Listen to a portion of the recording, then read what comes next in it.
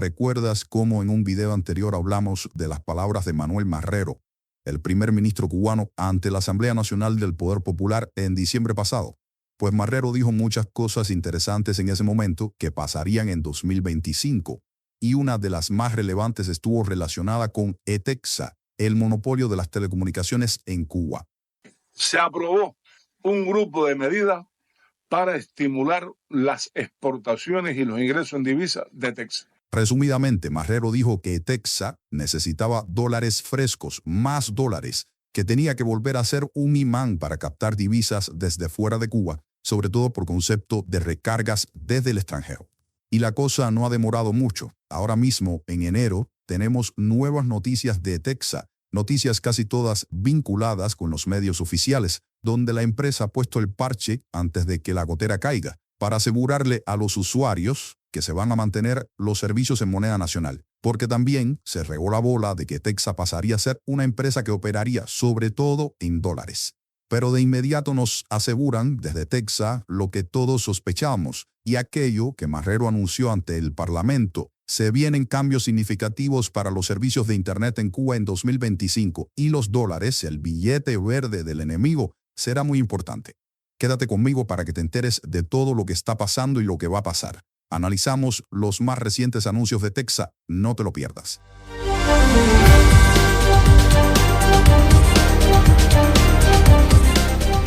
El viernes 17 de enero de 2025, a casi un mes de las palabras sobre ETEXA de Marrero en el Parlamento cubano, ha salido la señora Tania Velázquez, presidenta ejecutiva de ETEXA, para mencionar, en primer lugar, que la empresa continuará ofreciendo servicios a la población en pesos cubanos, pero que al mismo tiempo buscará lo que llamó opciones financieras que le permitan al monopolio modernizar e incrementar sus servicios.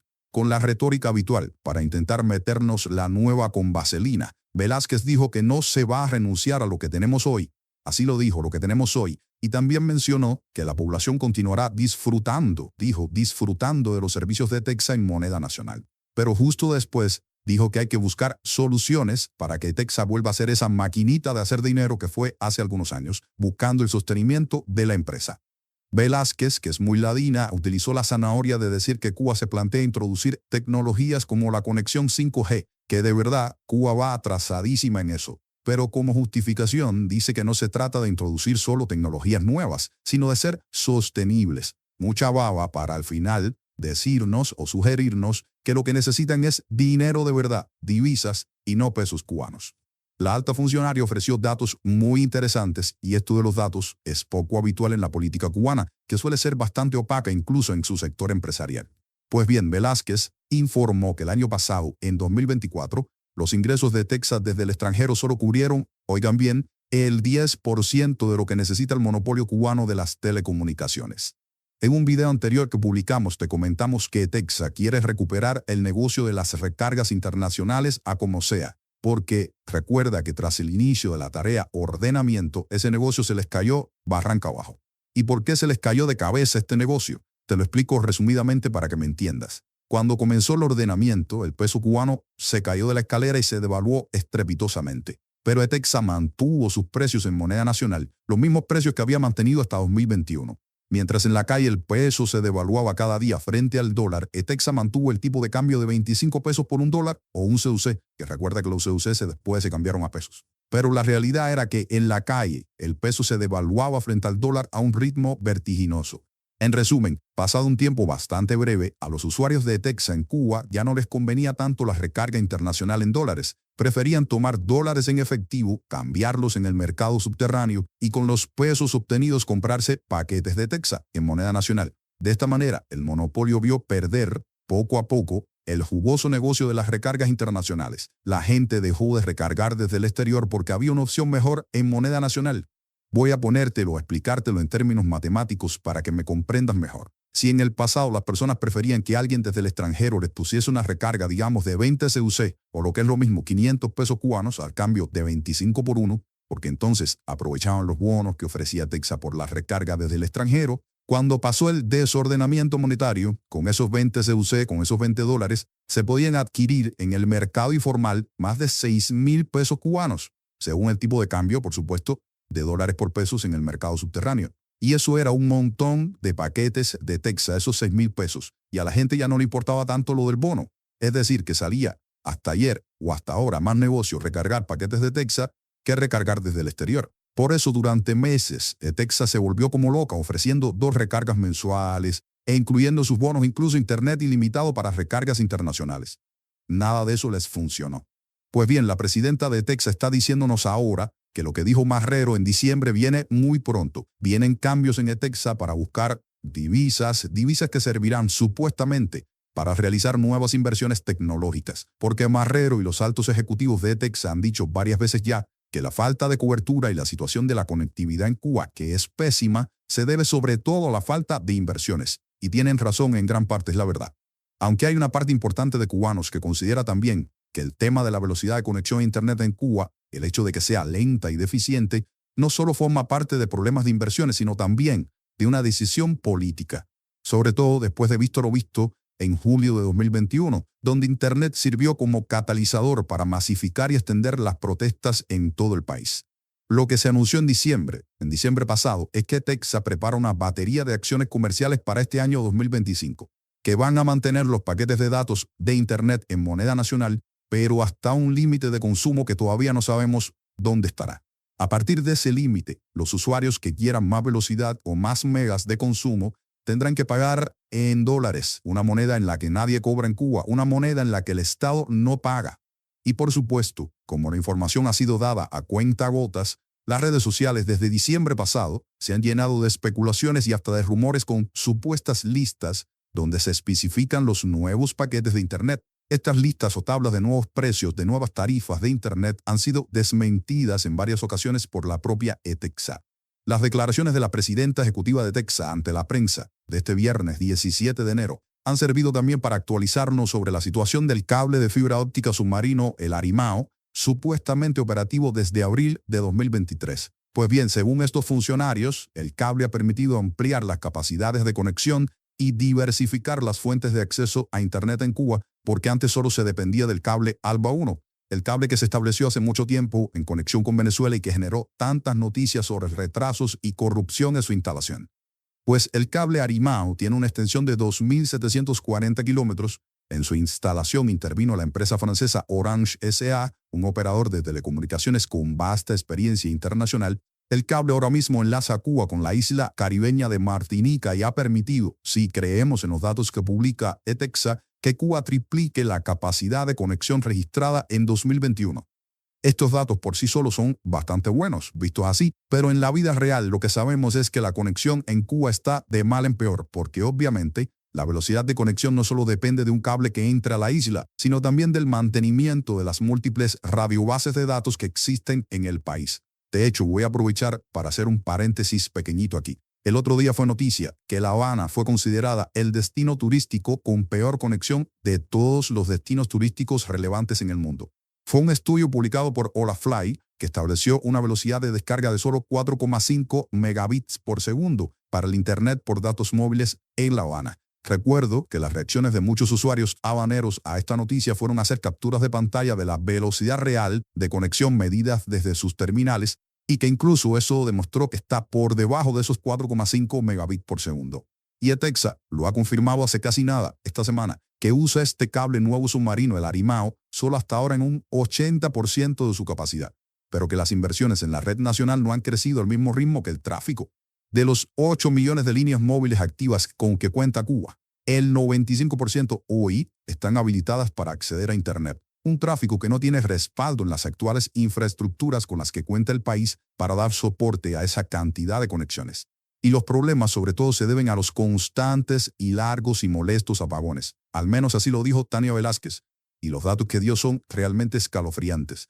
Cuba tiene alrededor de 5.600 radiobases y la mitad de ellas no tienen corriente para sostenerse cuando hay apagones o en momentos críticos. Y además, muchas de las que funcionan con reserva de energía solo funcionan 1 hora tras el apagón y luego se apagan. Y sabemos que los apagones en Cuba no duran 1 hora.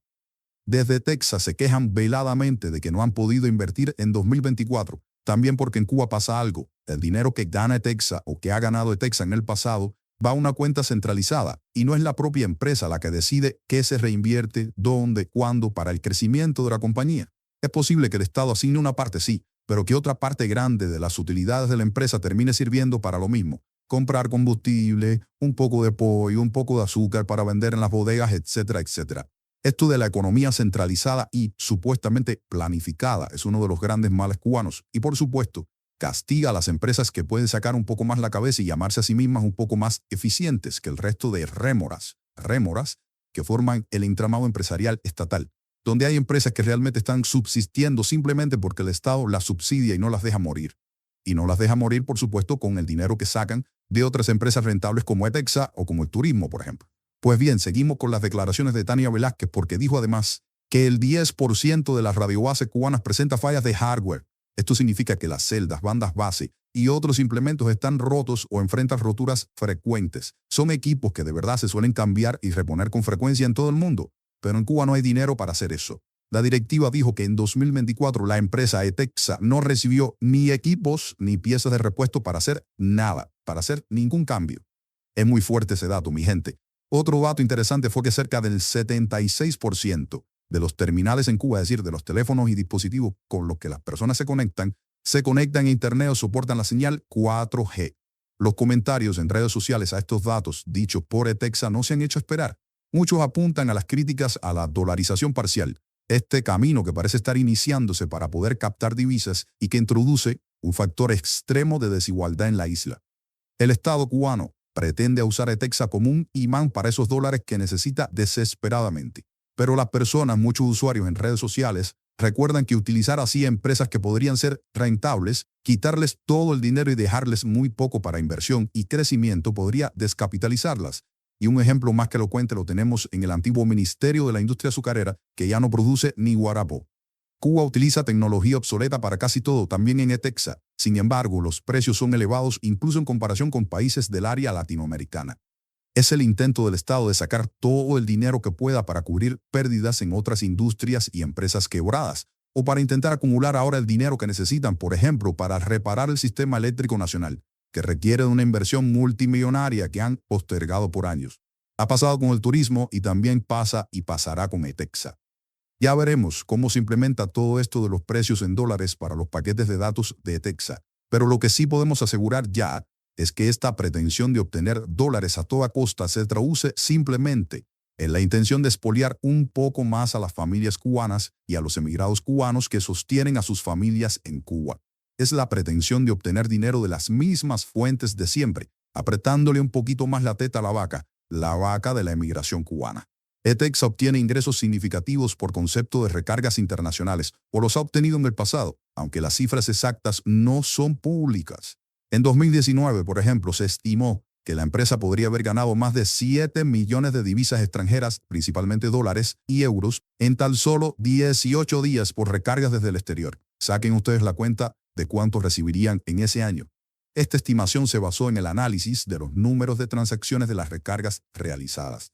En 2022, se reportó también que Etexa cerró el año con aproximadamente 300 millones de dólares menos en comparación con el año 2021. Debido principalmente a una disminución en las recargas internacionales provocadas por todo esto de la tarea de ordenamiento. Esto sugiere que en años anteriores a 2021, los ingresos por recargas internacionales eran muy, pero muy significativos. Para 2025, Etexa planea implementar cambios en sus estrategias comerciales para priorizar las recargas internacionales y aumentar los ingresos en divisas. Estas medidas incluyen, y te lo resumo, ajustes en los precios de los servicios, restricciones para las recargas en pesos cubanos, promoción de nuevas ofertas en divisas como el pago en dólares del roaming internacional, en fin, y otras cosas.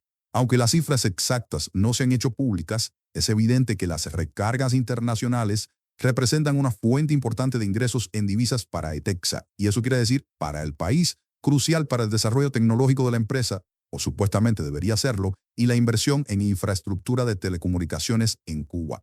Ahora, visto lo visto, te pregunto a ti, ¿crees que la solución de todo este problema de las telecomunicaciones en Cuba y del problema de Etexa está en dolarizar parte de sus servicios? ¿Piensas que la calidad de la conexión realmente mejorará con estas nuevas políticas que buscan obtener dólares a toda costa? ¿U otra vez el Estado se comerá esas ganancias y no reinvertirá en el crecimiento de Etexa? Déjame tu opinión en los comentarios, quiero saber qué piensas sobre el tema. No olvides suscribirte a este canal Noticias Cuba para estar al tanto de todo lo que sucede en la isla y sobre todo para no perderte nuestros próximos análisis sobre la realidad de la isla. Gracias por acompañarme hasta aquí. Nos vemos en un próximo video de Noticias Cuba. Chao.